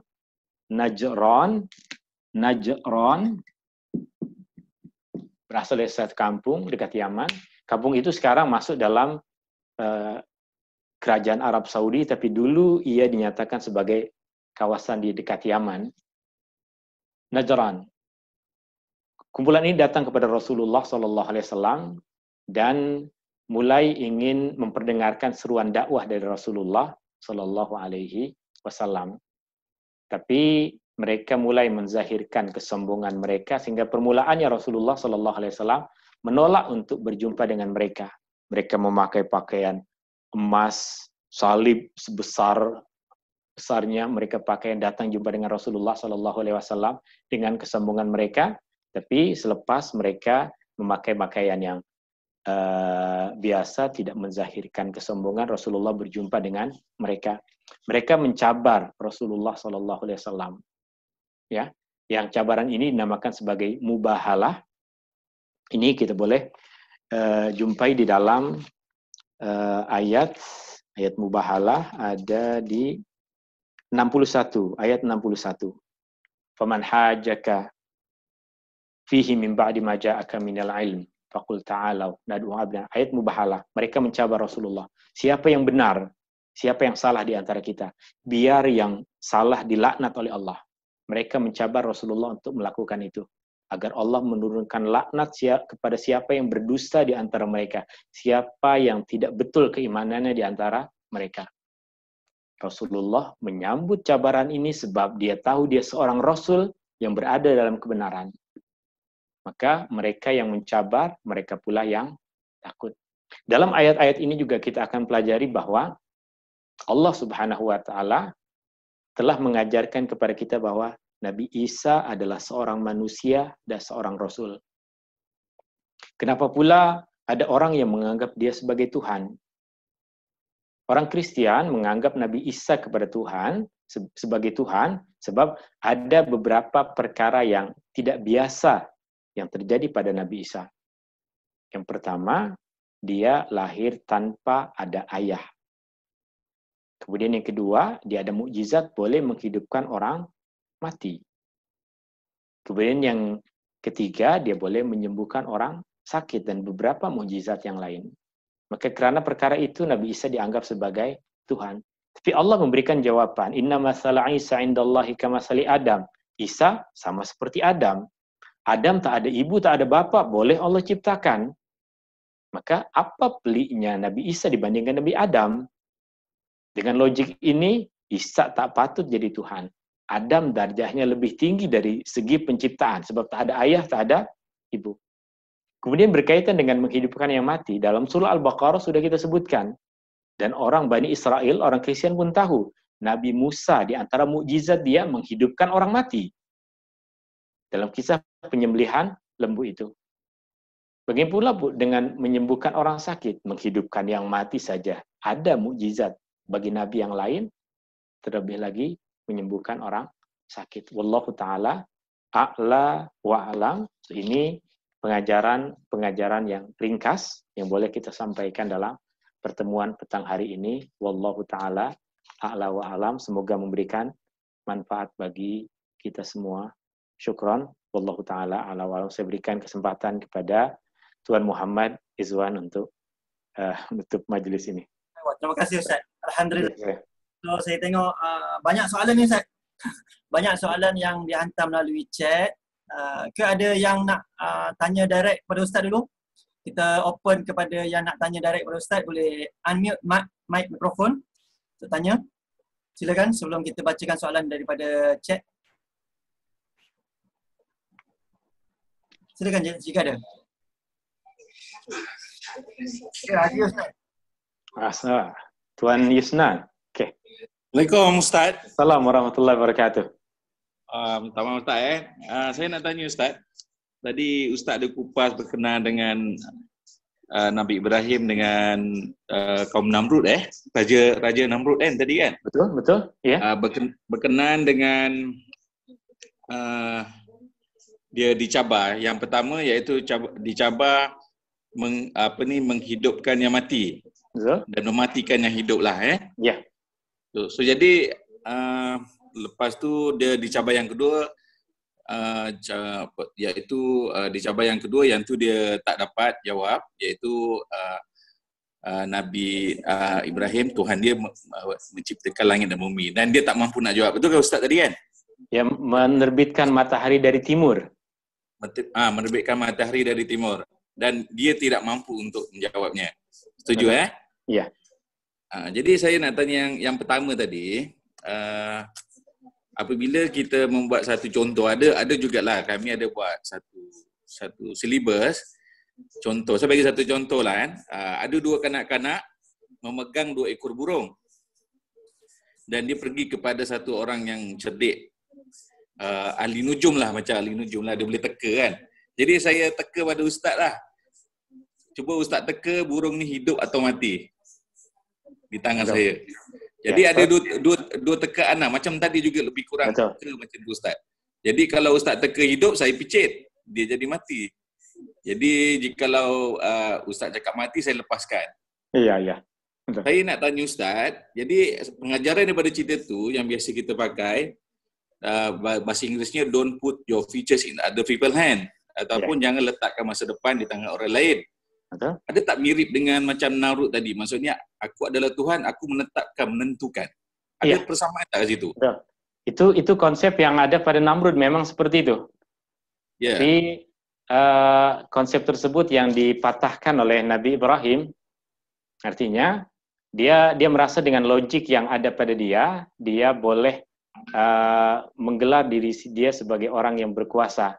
Padahal jika kita kaji apa yang dia lakukan, kuasa tersebut hanya dia dapatkan bukan dari diri dia. Artinya dia pun dilantik sebagai raja, sebab dia anak seorang raja, dia mampu menghukum mati orang, mampu membebaskan orang pun kerana keturunan, bukan kerana dia melantik dirinya sebagai raja. Artinya dia dilantik. Artinya itu pendekatan yang Allah Subhanahu wa taala sebutkan kepada kita, pengajarannya yang tadi kita sebutkan, bahwa sejaya apapun kita jangan pernah sombong kepada Allah, sebab semua itu berada di bawah kekuasaan Allah, bukan di bawah kekuasaan kita. Maksud saya macam ni Ustaz tadi. Daripada contoh cerita tadi, iaitu maksudnya dia apa saya sebut tadi itu, jangan letakkan di tangan orang lain. Maksudnya ibarat kita yang menentukan. Ada tak maksud dia macam menentukan tu adalah kita yang menentukan tu, macam Namrud, saya menentukan tadi. Macam saya sebut tadi, saya tentukan burung tu mati. Sayalah Ustaz teka, saya tentukan. Ustaz cakap mati, saya lepaskan jadi hidup dan sebagainya. Jadi sebab moral of story ni kita pakai dalam kerja kita sekarang ni. Okey. Ustaz faham tak? Jadi boleh jadi ada pengajaran itu yang boleh kita dapatkan. Artinya kita tidak patut menentukan masa depan kita berasaskan kepada pilihan orang lain yang kita tak dapat tentukan. Sama dia memilih yang sesuai dengan apa yang kita sebutkan atau tidak. Mungkin itu moral ceritanya. Okey Ustaz, terima kasih. Ya, sama. Okey Banan. Alright, kita teruskan soalan dalam chat Ustaz, ada soalan nak tanya, kenapa ayat kursi dikatakan induk Al-Quran? Kenapa ayat kursi ayat yang paling mulia di antara ayat yang paling mulia di dalam Al-Quran?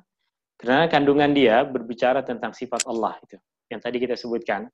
Itu yang dikatakan oleh Al-Imam An-Nawawi. So sifat-sifat Allah boleh kita pelajari dari ayat kursi. Ayat yang menjelaskan tentang kebesaran dan keagungan Allah Subhanahu wa taala. Kursi adalah satu makhluk yang Allah Subhanahu wa taala ciptakan, satu tempat yang Allah Subhanahu wa taala ciptakan yang besarnya bagaikan langit dan bumi. Itu untuk menjelaskan kepada kita bahwa Allah mampu menciptakan yang besar, seperti Allah mampu juga melihat menciptakan benda-benda kecil yang ada di dekat kita ini. Wallahu taala a'la wa a'lam. Okay, soalan kedua Ustaz. Pinjaman ASD dikira riba ke? Soalan ditanya. Okey, berkaitan dengan ada soalan ASD berkaitan dengan riba, saya pun tak pernah buat kajian tentang perkara itu. Ya, maka saya tak boleh berikan jawapan. Saya tak tahu, betul-betul tak tahu. Tak lagi buat kajian ke sana. Kemudian saya ada nampak soalan berkaitan dengan investment yang telah ditetapkan keuntungannya 5%, adakah dikira sebagai riba? So, jika kita memberikan pinjaman dan dijanjikan 5% ke atas jumlah pinjaman yang kita berikan, maka itu sudah satu bentuk riba. Pinjamannya, pulangannya sudah fix berasaskan kepada apa yang kita, dan itu bukan konsep investment dalam syariat. Dalam syariat kita kena tengok kepada keuntungan dan kerugian. Kita memberikan modal, maka kita pun telah bersedia untuk sama-sama menanggung kerugian. Jika dia rugi, kita juga rugi. Jika dia untung, kita pun dapat keuntungan. Ratusnya maka bukan dari duit yang kita masukkan, peratusnya dikira sekalikan dengan keuntungan, ya. So, jika duit saya berapa, maka saya berhak dapat 1%. Jika yang saya masukkan berapa jumlahnya, maka saya berhak mendapatkan keuntungan 5%. Jika duitnya sebesar apa yang saya masukkan, maka saya boleh berhak mendapatkan 10%, bukan dari apa yang saya masukkan, tapi dari keuntungan yang didapatkan. Wallahu ta'ala a'la wa a'lam. Seterusnya Ustaz, apa perbezaan infak dan juga sedekah? Apa perbezaan infak dan sedekah? Dia dua perkataan yang maksudnya sama. Infak dan sedekah, dua perkataan yang maksudnya sama, tapi perkataan infak ia boleh digunakan pada benda-benda yang buruk juga. Infak artinya membelanjakan harta, artinya boleh digunakan untuk perkara yang buruk. Misalnya dalam Al-Quran, dalam surah Taubah, Allah Subhanahu wa Ta'ala sebutkan, Innal ladzina kafaru yunfiquna amwalahum liyasuddu an sabilillah. Orang-orang yang kafir menginfakkan harta benda mereka untuk menghalang jalan Allah. Maka perkataan infak boleh digunakan untuk maksud yang buruk. Tapi sedekah hanya pada benda yang baik. Tuan Haji Syarum nak tanya ke? Silakan Tuan Haji. Ya. Silakan Tuan Haji. Apa ada bunyi? Jap. Okey, kalau ada orang nak pinjam duit, lepas tu dia nak pulang tapi dia sendiri yang nak bagi lebih. Okey, tak ada masalah. Tak ada masalah ketika kita pinjam duit kepada seseorang, kemudian kita bayar lebih. Itu tak ada masalah. Orang pinjam duit kepada kita, kemudian dia pulangkan lebih. Itu tak ada masalah. Yang menjadi masalah adalah dalam akad. Jika dalam akad, kita mensyaratkan lebih, atau dalam akad tersebut dia janjikan lebih, maka jadi riba. Kalau dia keluar akad, dalam akad tu maksudnya dia nak pinjam, lepas tu dia sendiri yang nak bagi lebih, ya, maka itu jadi riba. Itu tetap riba. Iya. Tapi kalau dalam akad tiada, saya pinjam 1.000 ringgit, nanti saya akan pulangkan bulan depan, selesai akadnya. Maka saya dapat duit tersebut, tapi bulan depan saya berjaya sebab dapat pinjaman itu, saya pulangkan 1.500. Tak jadi isu. Oh, tapi kalau daripada awal dia mandatory, walaupun dia nak bagi, tetap ia tetap juga riba. Iya, jika dia yang menetapkan atau yang meminjamkan menetapkan, ada kelebihan, maka dia jadi riba. Baik. Okey, faham, jelas. Wallahu ta'ala. Tanya. Silakan. Assalamualaikum. Waalaikumsalam Selamat puasa semua. Selamat puasa. Ya, saya ada baca sikit dengan ada ustaz pun kelas dia cakap jika kita nak sedekah, dalam masa yang sama ada orang nak meminjam duit. Dia nak pinjam duit untuk keperluan lah. Mana lebih afdal? Nak sedekah ke nak bagi pinjam duit? Pasal ustaz bercakap atau berdasarkan pembacaan saya, dia kata kena bagi pinjam. Pasal orang tu terdesak, kita kena bagi pinjam dulu, bukan bagi sedekah. Memberikan pinjaman adalah bahagian dari sedekah. Memberi pinjaman adalah bahagian dari sedekah. Kita memberikan pinjaman kepada orang 2 kali, sama nilainya seperti kita bersedekah 1 kali. Itu yang Nabi katakan, memberikan pinjaman 2 kali kepada seseorang, sama nilainya seperti kita bersedekah satu kali. Maka dalam memberikan pinjaman dalam Islam, sebab kita tak ambil keuntungan, maka disitulah nilai sedekahnya. Nilai sedekah dalam meminjam adalah tidak mengambil keuntungan dari bantuan pinjaman yang kita berikan.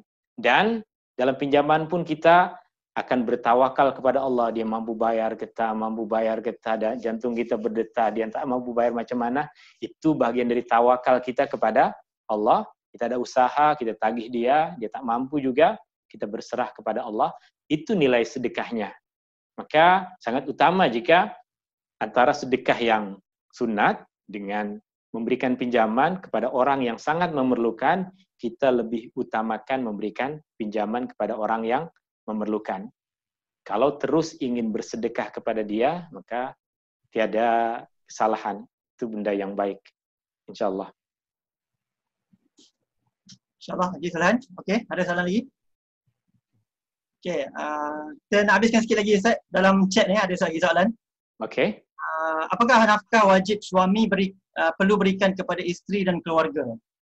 Okey, yang tadi saya sebutkan benda wajib ada pada tempat tinggal yang layak sesuai dengan keadaan kedua orang ini, sesuai dengan ekonomi mereka, tempat tinggal. Yang kedua, makan dan minum. Yang ketiga, pakaian.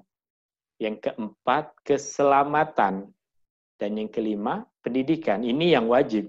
Selebih dari itu, benda-benda yang lain adalah dikira kepada ahli keluarga sendiri akan dikira sebagai sedekah. Sedekah yang sunat. Ketika rumah sudah saya berikan hiasan pada rumah jadi cantik, maka hiasan yang cantik pada rumah untuk ahli keluarga kita masuk dalam sedekah yang tidak wajib untuk kita.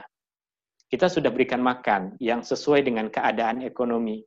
Tapi gaji bulan ini naik, kita berikan makanan yang lebih spesial, maka sedekah yang lebih untuk ahli keluarga. Baju dah ada. Tapi menjelang raya ini terpaksa juga kita order dari Shopee untuk beli baju baru, sedekah untuk ahli keluarga. Ini pernah terjadi pada Rasulullah, pada masa Rasulullah. Ada seorang sahabat membeli satu barang kemas. Ketika ditanya oleh kawannya, untuk apa barang kemas itu? Dia mengatakan, saya untuk sedekah. Saya nak bersedekah. Maka kawannya itu fikir bahwa dia nak berikan kepada fakir miskin. Maka dia tengok, dia datang balik ke rumah dan dikasih kepada istrinya. Maka dia tanya, kenapa? Hari itu cakap nak bersedekah, kenapa pula harus diberikan kepada istri? Maka sahabat itu mengatakan, Rasulullah ajarkan kepada saya bahwa sesuatu yang diberikan kepada ahli keluarga adalah sedekah. Maka diceritakan kepada Rasulullah SAW dan Rasulullah mengatakan betul perkara itu. Apa kebaikan yang kita berikan kepada ahli keluarga, istri berikan kepada suami, anak kepada anak kepada mak bapa adalah sedekah. Sama ada sedekah yang wajib tadi ataupun sedekah yang bukan wajib. Wallahu taala a'la wa a'lam. Ya, seterusnya Ustaz. Boleh lagi Ustaz? Okey, boleh. Boleh tak kita hafal Al-Quran berpandukan audio atau perlu mencari guru? Menghafal Al-Quran boleh menggunakan apa sahaja, tapi untuk membetulkan bacaan Al-Quran kita perlu ada guru. Okay. Kadang kita hafal, kita dengar suara Sudais, Syekh Sudais, Abdul Rahman Sudais, kita rasa bacaan kita memang dah sama macam dia. Tapi ketika orang lain dengar, huruf Ain dengan Hamzah sama. Huruf Ha dengan Ha tak beza. Huruf Shin dengan Sad sama. Kita rasa suara kita sama dengan suara itu. Artinya, untuk memperbetulkan bacaan, wajib ada guru. Tapi untuk kita ulang kaji bacaan, untuk kita menghafal hafalan yang baru, selepas kita memang sudah memiliki bacaan yang betul, maka sudah kita boleh gunakan yang lain. Kita boleh dengar banyak orang mengaji, kita boleh baca kita sendiri. Maka itu yang kita katakan tadi, betulkan bacaan, kena ada guru, hafal, gunakan audio, boleh. Okay, Ustaz. Baik, seterusnya. Ustaz, kalau kita ke masjid untuk solat Jumaat, contohnya, ada peminta sedekah di luar masjid, mana yang lebih afdal atau yang patut diutamakan? Sedekah ke dalam tabung masjid ataupun kepada peminta sedekah tersebut sekiranya harus dipilih? Ya. Nak pilih? Sedekah bagi saya, kepada siapa yang kita lebih percaya itu lebih utama. Kita kenal dengan EJK Masjid, mereka amanah dan menggunakannya untuk perkara-perkara yang bermanfaat, itu lebih utama dibandingkan dengan kita berikan sedekah kepada orang yang kita tak tahu, menipu atau tak tipu. Itu berkaitan dengan utama. Tapi jika kita yakin, kita bantu kepada siapa saja, maka keikhlasan kita sudah cukup sebagai bukti kebenaran sedekah kita yang akan sampai kepada Allah. Meskipun orang tadi menipu dia jadi dosa untuk dia. Tapi kita tetap dapat pahala dari Allah. Tapi yang terbaik, salurkan bantuan kepada orang-orang ataupun pihak-pihak yang kita sudah yakin amanah. Kita yakin kejujuran dan keperluan mereka. Dibandingkan dengan ada orang nampak macam susah, ternyata penagih dada, itu yang kita tidak inginkan. Wallahu ta'ala a'la wa a'lam. Soalan seterusnya, halal, haram, syubhat. Apakah tindakan kita? Halal kita kena cari, haram kena kita tinggalkan. Yang syubhat, ini yang kita tak tahu lagi. Syubhat adalah benda yang kita tak tahu lagi. Halal ke haram. Syubhat bukan benda yang haram bercampur dengan halal. Bukan. Syubhat kita tak tahu. Ya, kita jumpa benda di depan rumah kita, tak ada nama, tak ada apa. Ini barang milik siapa, tak tahu, maka dia syubhat. Tapi jika sudah tahu, di situ ada tertulis nama, alamat jiran rumah kita, bukan rumah kita, pejabat pos tersilap menghantar, maka kita tahu itu haram bagi kita, itu milik orang lain. Antara yang syubhat dengan yang haram, dia berbeza. Yang syubhat ni kita masih jahil, kita tak tahu. Ya, wallahu taala a'la wa alam. Soalan 2 yang terakhir. Bagaimana jika peminjam gagal membayar pada waktunya dan terus menangguh-nangguh? Okey, itu yang tadi kita sebutkan. Memberikan pinjaman dalam Islam adalah bahagian dari sedekah. Kita sudah bersedia memberikan pinjaman, maka kita sudah bersedia untuk bersedekah. Jika dia tidak bayar dan kita menuntut, kita ada hak untuk menuntut. Dalam Islam dia boleh dibawa ke mahkamah dan mahkamah boleh ambil harta dia dan jual untuk bayar hutang. Tapi jika tidak, maka memberikan pinjaman bahagian dari bersedekah. Kita sudah ikhlas memberikan pinjaman, maka bersedialah untuk keadaan seperti ini. Okay, soalan terakhir, Ustaz. Berkenaan dengan riba, memang kita dah ambil perbankan Islam, tapi interest sikit darah dia. Macam mana tu Ustaz? Contoh beli rumah atau kereta. Betul. So inilah yang kita memerlukan orang-orang seperti kakak-kakak, tuan-tuan, puan-puan yang ada di sini untuk memantapkan ekonomi Islam agar tidak mencekik. Inilah fungsi kita semua yang ada di sini untuk membuat satu sistem ekonomi yang memberikan kemudahan kepada umat Islam dan tidak mencekik. Tapi yang jelas tadi kita ketahui perbezaan antara riba dengan bukan riba. Jika kita pinjam duit, kemudian diminta untuk membayar lebih, itu adalah riba. Tapi jika yang kita dapatkan, kita ambil adalah barang, dan kita dituntut untuk membayar dengan bayaran yang lebih tinggi nilainya dari harga cash, dari harga tunai, maka itu adalah meminjam dengan cara berhutang dan dianya tidak dikira sebagai riba secara bentuk zahirnya. Wallahu ta'ala a'la wa a'lam. Alhamdulillah, Ustaz. Syukran. Hari ini insyaAllah, alhamdulillah berakhir untuk kelas yang juzuk yang ketiga insyaAllah. So esok kita akan sambung balik. Tetapi sebelum itu, boleh tak Ustaz bagi rumusan ataupun kesimpulan untuk kelas hari ini insyaAllah. Silakan. Dalam hari ini kita membaca 2 surah. Pada juzuk ketiga ini ada 2 surah. Akhir surah Al-Baqarah dan permulaan surah Ali Imran. Di akhir surah Al-Baqarah, Allah Subhanahu wa Ta'ala ingin memantapkan keimanan kita, mulai dari keimanan kepada Rasul, kemudian keimanan kepada Allah Subhanahu wa Ta'ala yang tadi dikaitkan dengan ayat kursi. Di situ juga ada sedekah, ada menjauhkan diri dari riba, ada hukum hakam berkaitan dengan pinjam-meminjam, dan ditutup dengan ketaatan dan berserah diri kepada Allah. Dalam surah Ali Imran, kita mulakan dengan keimanan kepada kitab-kitab yang Allah turunkan. Keimanan kepada Allah. Kemudian disambung dengan sedikit pengajaran dari kisah Perang Badar yang Allah memberikan pertolongan kepada orang beriman, dan cerita yang panjang berkaitan dengan Ahlul Kitab. Dalam Ahlul Kitab ini ada kisah keluarga Imran yang jika kita baca dan kita pelajari akan banyak sangat pengajaran yang tidak cukup masa untuk kita terangkan di petang hari ini. Wallahu ta'ala a'la wa alam. Saya mohon maaf jika ada kesilapan dan kekurangan. Subhanakallahumma wa bihamdika asyhadu an la ilaha illa anta. Silakan Ustaz untuk doa yang terakhir. Okay. Kita akan tutup dengan doa. Bismillahirrahmanirrahim. Alhamdulillahirabbil alamin. Hamdan yuafi ni'amahu yukafi'u mazidah. Ya Rabbana lakal hamdu wa lakal syukru kama yanbaghi li jalali wajhika wa azimi sultanik. Ya Allah, jadikanlah kami hamba-hambamu yang bersyukur. Ya Allah, berikanlah kami ilmu yang bermanfaat. Ya Allah, berikanlah kami rizki yang halal dan baik. Ya Allah, kurniakanlah kepada kami amal ibadah yang Engkau terima.